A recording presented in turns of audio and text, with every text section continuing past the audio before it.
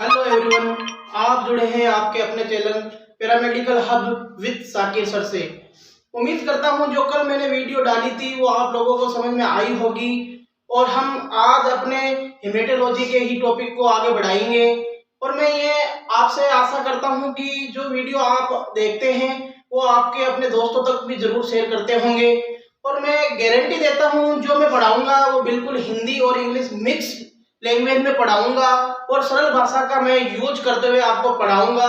इससे आपको अच्छे से समझ में आने लगेगी चीजें। आज जो पढ़ाऊंगा वो भी हेमेटोलॉजी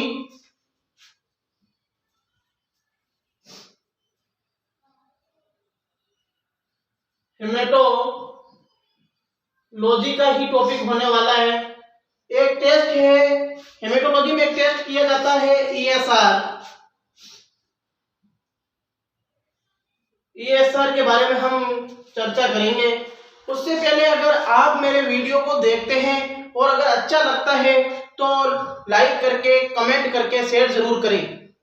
मेरी ये कोशिश रहती है कि मैं जिस टॉपिक को समझाने की कोशिश करूं उस टॉपिक को बिल्कुल आसान लैंग्वेज में समझा सकूं।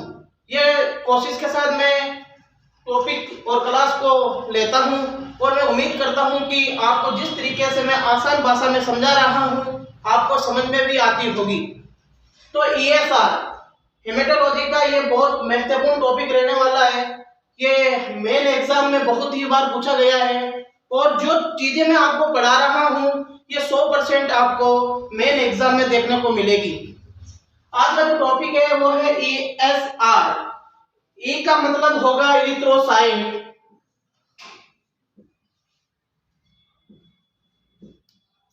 ई का मतलब होगा इरिथ्रोसाइट, एस का मतलब होता है सेडिमेंटेशन,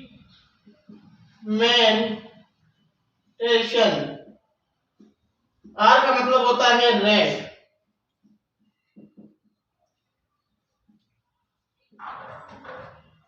ये बातें आपको इस हेडिंग से भी पता चलती होगी कि ईएसआर इरिथ्रोसाइट सेडिमेंटेशन रेट, यानी कि इस हेडिंग से ही हमारी जो डेफिनेशन है वो क्लियर हो रही है।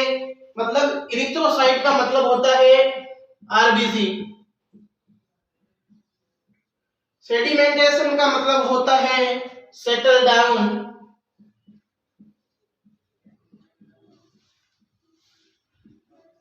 रेट का मतलब होता है दर या फिर परसेंटेज। यानी कि आरबीसी का किसी वाइल में लेने के बाद जो सेटल डाउन होता है उसकी दर को ईएसआर कहते हैं।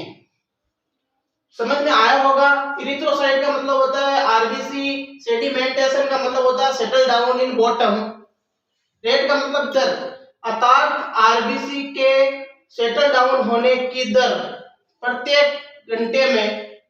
1 घंटे में आरबीसी के किसी वाइल में सेटल डाउन होने की दर को ईएसआर कहते हैं। यह बात आपको समझ में आई होगी। आगे बढ़ाता हूं।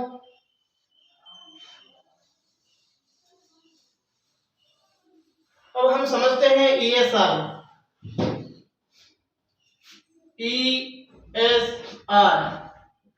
ईएसआर की फुल फॉर्म की अगर बात करें तो अभी बताई थी, इरिथ्रोसाइट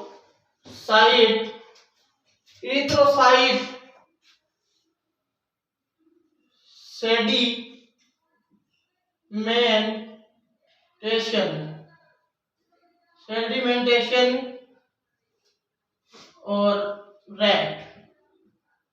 ईएसआर की फुल फॉर्म हो गई इरिथ्रोसाइट सेडिमेंटेशन रेट, यानी कि आरबीसी 1 घंटे में वाइल के अंदर सेटल डाउन होने की, यानी कि बॉटम में सेटल डाउन होने की दर को ईएसआर कहते हैं। ईएसआर 2 मेथड से की जाती है। ईएसआर करने के लिए 2 मेथड होते हैं। तो टॉपिक रहने वाला है मेथड क्या है।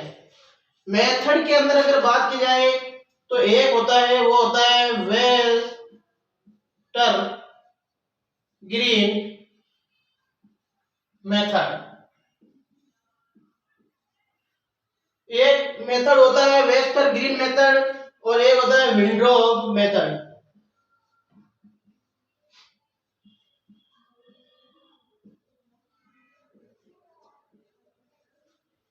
यानी ESR दो मेथड से की जाती है, एक का मतलब है वेस्टर ग्रीन मेथड के द्वारा, दूसरा है विंड्रो ट्यूब मेथड के द्वारा। उम्मीद करता हूं आपको ये बातें समझ में आ रही होगी। बिल्कुल आसान भाषा का प्रयोग करते हुए मैं ये समझाने की कोशिश कर रहा हूं। आगे बढ़ते हैं। आज का जो हमारा मेथड रहेगा वो रहेगा Wester green method, Wester green method. आज का जो टॉपिक है वो है वेस्टर ग्रीन मेथड। इसके अंदर क्या होगा, हमारी जो ये वेस्टर ट्यूब होगी, इस तरीके की ट्यूब होगी जिसकी ओपनिंग दोनों साइड में रहती है। वेस्टर ग्रीन के अंदर जब हम ब्लड को भरते हैं, ब्लड को भरने के पश्चात इस ट्यूब में जो आरबीसी है उसके जो सेटल डाउन होने की रेट होती है उसको ESR कहते हैं। समझ में आया होगा, बातों को अच्छे से समझते हुए मेरे साथ चले। वेस्टर ग्रीन मेथड, इसके अंदर ये जो वाइल होती है या मतलब ये जो ट्यूब होती है, वेस्टर ग्रीन ट्यूब होती है, वेस्टर ग्रीन पिपेट होती है, उसको हम जब ब्लड फिल करते हैं तो फिर जो उसके 1 घंटे के अंदर आरबीसी का जो बॉटम में जमना होता है उसको ESR कहते हैं।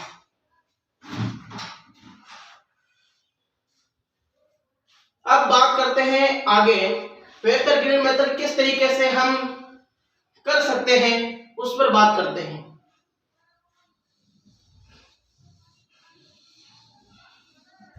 वेस्टर ग्रीन मेथड करने के लिए हमको जिन जिन चीजों को देखना है, कुछ पॉइंट के हिसाब से हम उनको देखेंगे।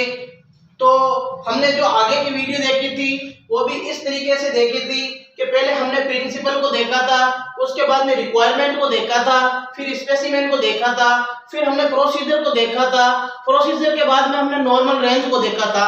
उसी तरीके से वेस्टर ग्रीन मेथड के अंदर ESR को भी हम इसी तरीके से पढ़ने वाले हैं, जिससे आपकी जो चीजें हैं वो अच्छे से क्लियर होती हुई आएगी नजर। अब तो सबसे पहले तो ये देखते हैं कि ESR करा क्यों जाता है, यानी कि मेडिकल लेबोरेटरी में ESR करने की क्यों आवश्यकता पड़ गई। तो ESR क्यों किया जाता है वो चीजें हम देखते हैं। पहले वेस्टर ग्रीन मेथड के द्वारा हम ESR कर रहे हैं। अभी पेन और कॉपी लेकर जरूर बैठे और मेरे जो नोट्स जो मैं अभी लिखवा रहा हूं वो आप मेरे साथ ही नोट डाउन कर लें। मेरे एग्जाम में बहुत हेल्प होने वाली है इन नोट्सों से। मेथड रहेगा वेस्टर ग्रीन मेथड। अब ESR करने की हमको आवश्यकता क्यों पड़ी उस चीज को हम देखते हैं। तो ESR करने की जो आवश्यकता पड़ी है वो कुछ ना कुछ बॉडी के अंदर प्रॉब्लम की वजह से ESR को हम करते हैं।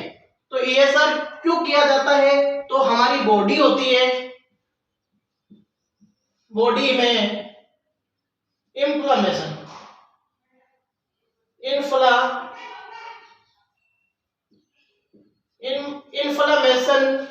जैसी प्रॉब्लम या डिजीज का पता लगाने के लिए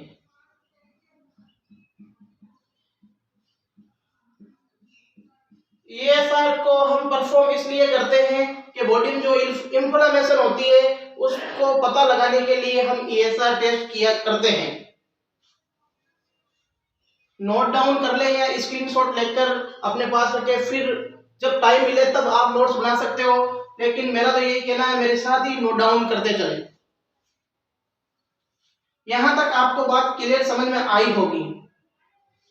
ईएसआर करने का मुख्य उद्देश्य है बॉडी में इंफ्लेमेशन जैसी प्रॉब्लम को पता लगाने के लिए ईएसआर किया जाता है।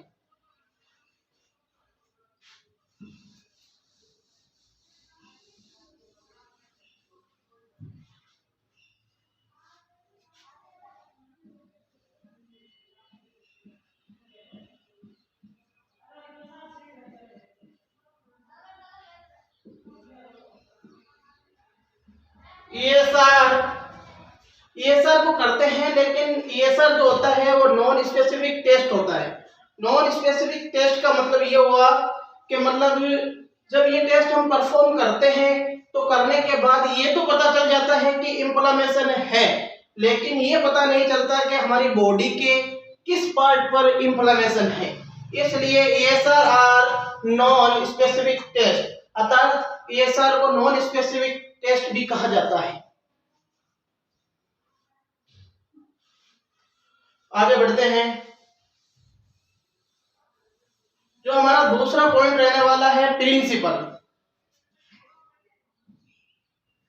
बात करते हैं प्रिंसिपल।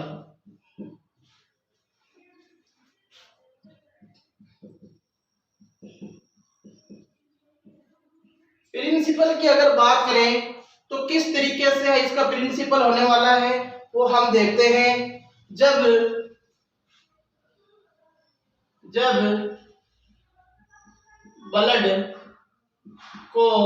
ब्लड कौन सा होना चाहिए?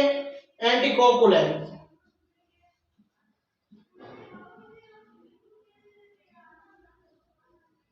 एंटीकोगुलेंट ब्लड को, जब एंटीकोगुलेंट ब्लड को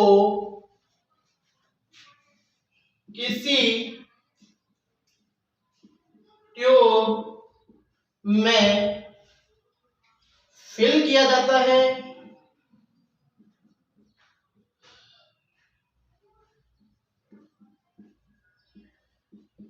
यानी कि जब एंटीकोगुलेंट ब्लड को किसी ट्यूब में फिल किया जाता है तो 1 आवर्स के बाद आरबीसी का बॉटम में सेटल डाउन होना ईएसआर कहलाता है। ईएसआर कहलाता है। जब एंटीकोगुलेंट ब्लड को किसी ट्यूब में फिल किया जाता है तथा 1 घंटे के लिए उसको हम कहीं पे रख देते हैं, वर्टिकल पोजीशन में रखते हैं। वर्टिकल पोजीशन में जब रख देते हैं तो आरबीसी होगी वो बॉटम के अंदर शटल डाउन हो जाएगी। इसको ईएसआर कहते हैं। इसका यही प्रिंसिपल है। बिल्कुल आसान भाषा में बताने की कोशिश कर रहा हूं। ईएसआर का जो प्रिंसिपल रहने वाला है, जब एंटीकोगुलेंट ब्लड को हम ट्यूब के अंदर लेते हैं, ट्यूब के अंदर लेने के बाद वर्टिकल पोजीशन में अगर उसको रख देते हैं 1 आवर के लिए, तो फिर जो आरबीसी होगी वो बॉटम के अंदर सेटल डाउन हो जाएगी। इसको ही ईएसआर कहते हैं। यही हमारा ईएसआर का प्रिंसिपल होगा।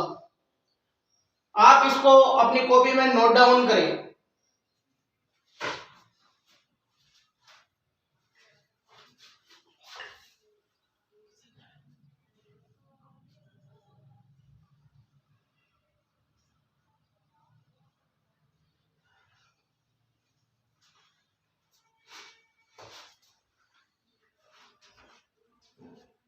उम्मीद करता हूं कि आपने नोट डाउन किया होगा और जो भी चीजें पढ़ा रहा हूं अच्छे से आपको समझ में आ रही होगी। अब जब प्रिंसिपल की बात हो गई तो अब आगे बढ़ते हैं रिक्वायरमेंट की तरफ। ईएसआर टेस्ट परफॉर्म करने के लिए किन किन चीजों की रिक्वायरमेंट होती है उनके बारे में बात करते हैं।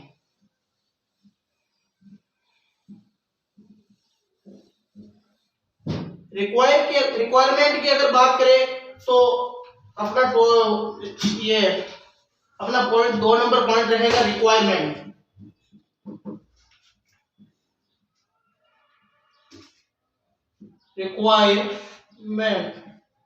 अर्थात आवश्यकता। इस टेस्ट को परफॉर्म करने के लिए किन किन वस्तुओं की आवश्यकता होगी वो उसको कहेंगे रिक्वायरमेंट। तो रिक्वायरमेंट की अगर बात करें तो सबसे पहले रिक्वायरमेंट होगी वो होगी वेस्टर ग्रीन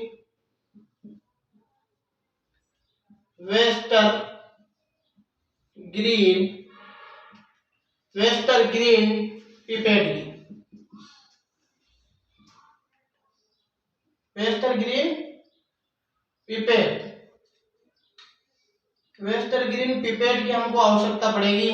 दूसरी जो आवश्यकता पड़ने वाली है वो पड़ेगी ESR पंप की। इस टेस्ट को परफॉर्म करने के लिए रिक्वायरमेंट है वेस्टर ग्रीन पिपेट की, और फिर दूसरा होगा वो होगा ESR पंप। तीसरी चीज होने वाली है वो होगी ESR स्टैंड।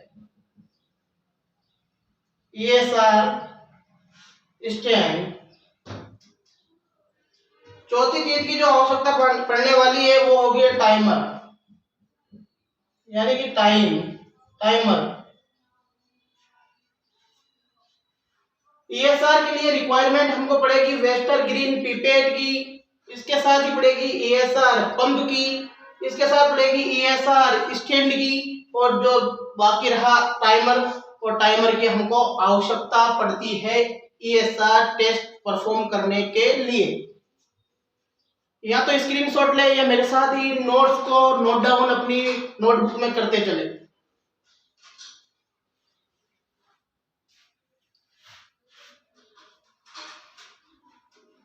तीसरा जो पॉइंट रहने वाला है वो रहेगा स्पेसिमेन।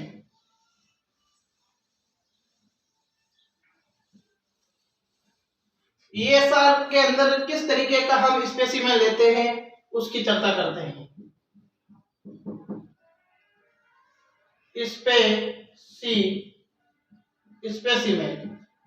स्पेसिमेन कहीं पर भी आपको दिखे तो उसका मतलब समझिएगा सैंपल।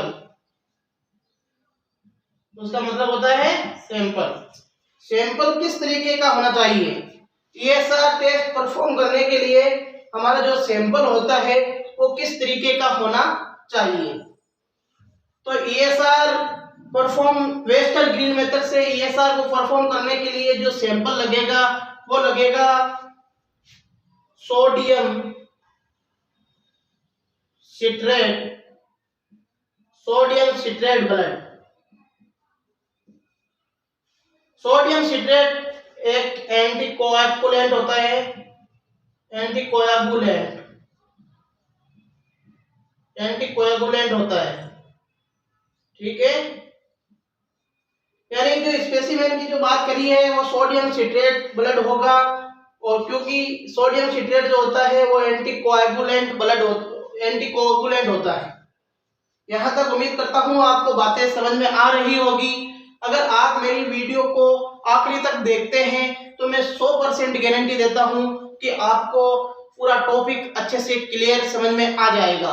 और मेरी शर्त यह है, मेरा यह आपसे निवेदन है कि आप इस चैनल को सब्सक्राइब करके अपने दोस्तों तक जरूर पहुंचाएं, जिससे उनकी भी अच्छी प्रिपरेशन हो सके मेन एग्जाम के लिए। अब बात करेंगे चौथे पॉइंट की तरफ। तो चौथा पॉइंट रहने वाला है प्रोसीजर। ESR का जो प्रोसीजर है वेस्टर ग्रीन मेथड के द्वारा, उस प्रोसीजर की बात करते हैं। प्रोसीजर लगभग वेस्टर ग्रीन और विंड्रॉप मेथड दोनों बराबर एक समान ही होते हैं। सिर्फ दोनों टेस्ट बराबर एक ही समान होते हैं, लेकिन कुछ जो ये हम इसके अंदर वेस्टर ग्रीन पिपेट लेते हैं वहां पर विंड्रॉप पिपेट लेते हैं। इस तरीके से कुछ हल्का सा अलग है और दोनों मेथड लगभग सेम ही है। अब इसकी प्रोसीजर की बात करते हैं।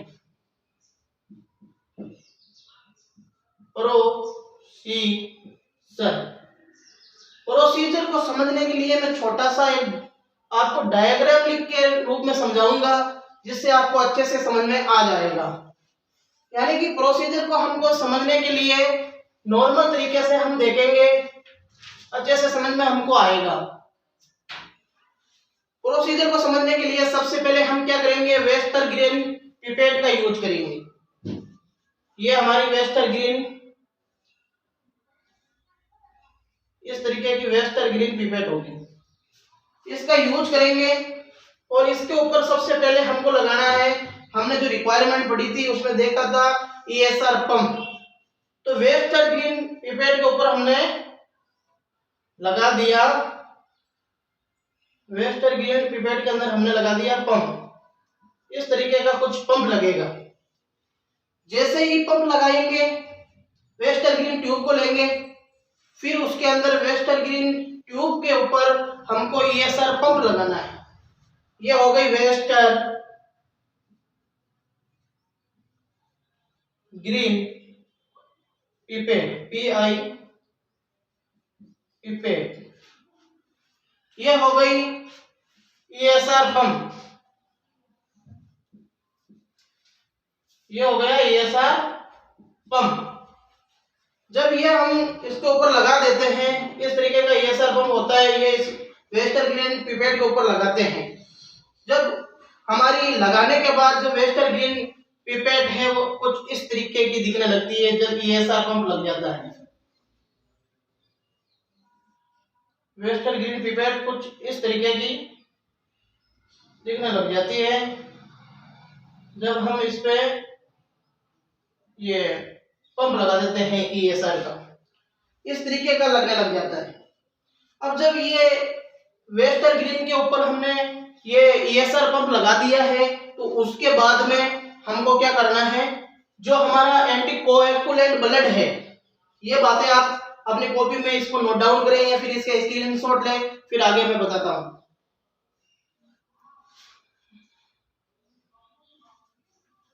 हाँ, जब वेस्टर ग्रीन पिपेट के ऊपर ESR पंप लगा देते हैं, पंप लगाने के बाद जो हमारा सैंपल होता है, ये आगे ESR या फिर वेस्टर ग्रीन पिपेट, इसके ऊपर हमने लगा दिया पंप।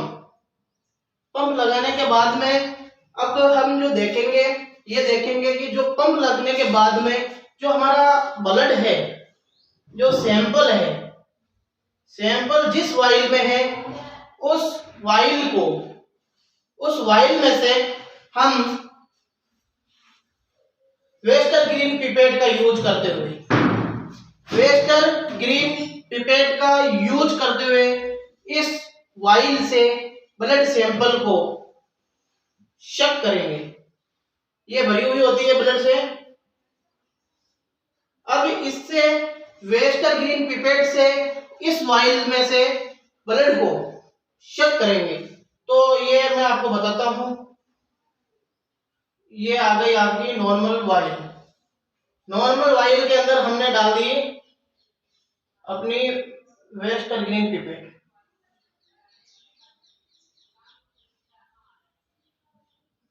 और फिर हमको 0 तक वेस्टर ग्रीन पिपेट डाल दी, फिर 0 तक हमको क्या करना है, 0 रीडिंग तक, 0 रीडिंग तक, 0 रीडिंग तक हमको क्या करना है, इसको शक करना है। वेस्टर ग्रीन पिपेट को 0 रीडिंग तक हमको शक करना है। शक करने के बाद जो विंड्रोप या वेस्टर ग्रीन पिपेट होती है, उसकी जो रेक होती है, जो स्टैंड होती है, इसके अंदर फिर जब ब्लड फिल हो जाता है वेस्टर ग्रीन पिपेट के अंदर, तो फिर हमको क्या करना है, ये जो वेस्टर ग्रीन जो हमारा जो रेक होती है, उस रेक के ऊपर वेस्टर ग्रीन पिपेट को इस तरीके से रखना है कि वेस्टर ग्रीन की जो पोजीशन हो वो वर्टिकल रहे। तो हम अगर आप इसका एक बार स्क्रीनशॉट लो, फिर जो आगे का प्रोसेस है वो समझते हैं।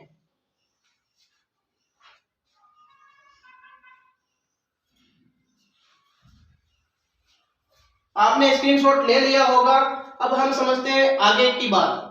यहाँ तक आपको क्लियर हो गया होगा कि सबसे पहले हमको ये वेस्टर्न ग्रीन पिपेट लेना है, फिर जो वाइल होती है उनमें से जो वेस्टर्न ग्रीन पिपेट होती है उस पर पंप लगाना है ESR का, फिर वाइल के अंदर उसको शक करना है 0 रीडिंग तक।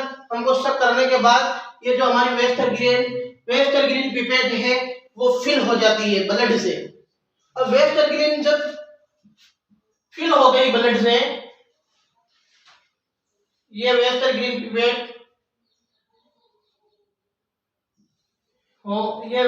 पिपेट ब्लड से सक हो जाती है, यानी ब्लड से फिल हो गई। ये हो गया ब्लड से जब फिल हो गई तो फिर इसको क्या करना है, अब आगे का प्रोसेस देखते हैं।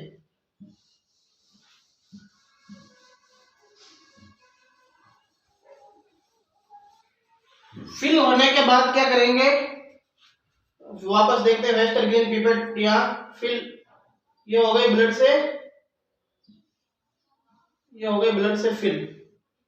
ठीक है, ब्लड से फिल होने के बाद हमको क्या करना है, जो हमारी वेस्टर्न ग्रीन स्टैंड होती है उसके अंदर वेस्टर्न ग्रीन स्टैंड कुछ इस तरीके की दिखती है, आपने देखी है लेबोरेटरी में मोस्टली देखने को मिल जाती है।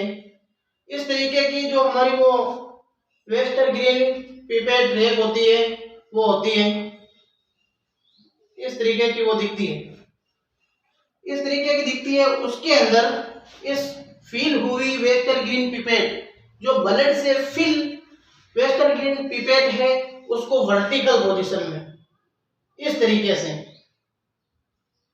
हमको रख देना है। रखने के बाद क्या होगा, जो हमारा टाइमर है, टाइमर को हम क्या करते हैं, स्टार्ट कर देते हैं। टाइमर को स्टार्ट कर देना है। टाइमर को स्टार्ट करेंगे 1 आवर के लिए। इसके अंदर टाइमर के अंदर अलार्म लग जाता है 1 आवर का, 1 घंटे का अलार्म लगा सकते हैं हम टाइमर के अंदर। तो जब इसको वर्टिकल पोजीशन में हमने रख दिया, फिल की गई वेस्टर्न ग्रीन पिपेट को, वेस्टर्न ग्रीन पिपेट या फिर वेस्टर्न ग्रीन जो रैक होती है उसके अंदर इस तरीके से वर्टिकल पोजीशन में हम रख देते हैं, और इसके अंदर रहता है ब्लड। ठीक है, रखने के बाद आगे का प्रोसीजर समझाने से पहले इसको आप स्क्रीनशॉट लें या फिर अपनी कॉपी में नोट डाउन करें।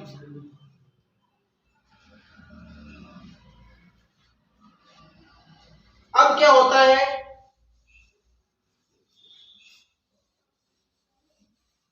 जैसे ही 1 घंटा होगा तो हम इस वेस्टर्न ग्रीन पिपेट को जब देखेंगे तो कुछ ये इस तरीके की दिखेगी।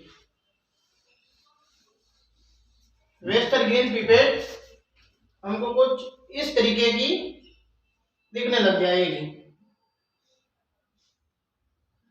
वेस्टर्न ग्रीन पिपेट इस तरीके की दिखने लग जाएगी।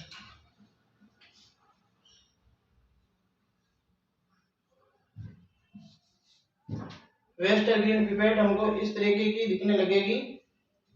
इसके अंदर आरबीसी का सेटल डाउन होना शुरू हो जाएगा। 1 घंटे में पूरी आरबीसी बॉटम की तरफ जम जाएगी। ये रहेगी आरबीसी, और जो ऊपर तैरेगा, जो इस वेस्टर्न ग्रीन पिपेट के ऊपर तैर रहा है, वो हो जाएगा प्लाज्मा। ठीक है, इस वेस्टर्न ग्रीन पिपेट की जो नंबरिंग होती है वो 0 से स्टार्ट होती है, 10 के अनुपात से चलती है। इस तरीके से ये अनुपात से ये चलती है, 10 का गैप रहता है। तो मतलब हमको देखना है कि जो आरबीसी का जो सेटल डाउन हुआ है इस पिपेट के अंदर, आरबीसी का जहां तक सेटल डाउन होया है, उस सेटल डाउन तक की जो रीडिंग होती है, सेटल डाउन की जो रीडिंग होती है उसको हम नोट डाउन करते हैं। रीडिंग को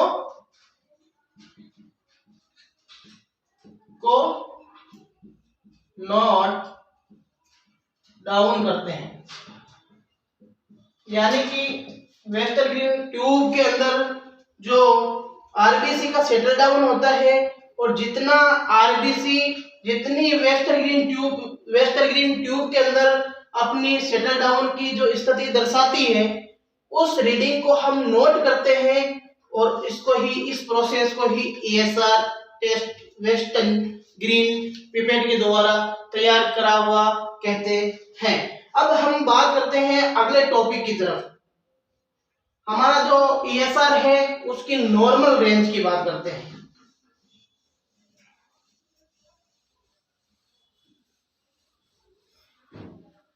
सबसे पहले हम प्रोसीजर को अगर समझने की कोशिश करी होगी आपने तो अच्छे से समझ में आ गया होगा। लैंग्वेज आप खुद लिख लोगे अगर आपने अच्छे से वीडियो को देखा है बिना स्किप किए हुए, तो आप अच्छे से लैंग्वेज लिख लोगे।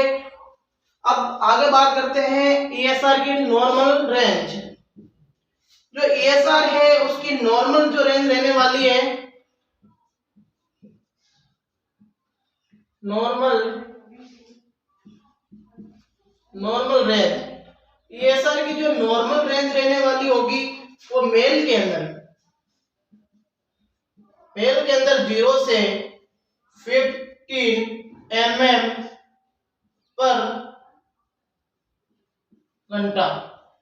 यानी कि नॉर्मल रेंज की बात करें मेल में तो 0 से 15 mm पर आवर मेल के अंदर इसकी नॉर्मल रेंज रहती है। और जो अगर फीमेल की बात की जाए, फीमेल की अगर बात करें तो इसकी नॉर्मल रेंज 0 से 20 mm पर आवर। यानी कि फीमेल के अंदर 0 से 20 mm पर आवर तक इसकी नॉर्मल रेंज रहती है। यह आप अपनी कॉपी में नोट डाउन करें या फिर इसका जल्दी से स्क्रीनशॉट लें।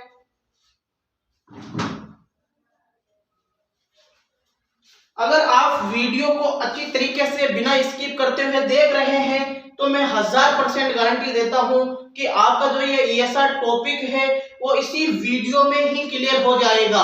आपको फिर बार बार पढ़ने की जरूरत नहीं पड़ेगी। और डीएमएलटी फर्स्ट ईयर वालों के लिए हर मेन एग्जाम के अंदर ये हजारों बार पूछा गया है और हर मेन एग्जाम की दृष्टि से ईएसआर वेरी इंपॉर्टेंट टॉपिक रहता है, वेरी इंपॉर्टेंट टेस्ट रहता है। मैं उम्मीद करता हूं कि आपको यह चीजें जो बताई है अभी वो समझ में आई होगी। अगर आपको अच्छा लगा हो हमारा वीडियो तो इसको लाइक शेयर सब्सक्राइब करके अपने दोस्तों तक भी पहुंचा दे और हमारे चैनल को सपोर्ट करते रहे, जिससे हम आपको अच्छी से अच्छी वीडियो कम समय के अंदर, मेन एग्जाम आने वाले हैं तो इन कम समय के अंदर जो चीजें आएगी एग्जाम में वही समझाने की कोशिश करेंगे। और मैं गारंटी देता हूं अगर जो मैं पढ़ा रहा हूं वो चीजें आपने अच्छे से समझ ली तो आपको मेन एग्जाम में परसेंटेज बनाने से कोई नहीं रोक सकता। अगर आपको वीडियो अच्छी लगी तो कमेंट में जरूर बताइए। थैंक यू, धन्यवाद।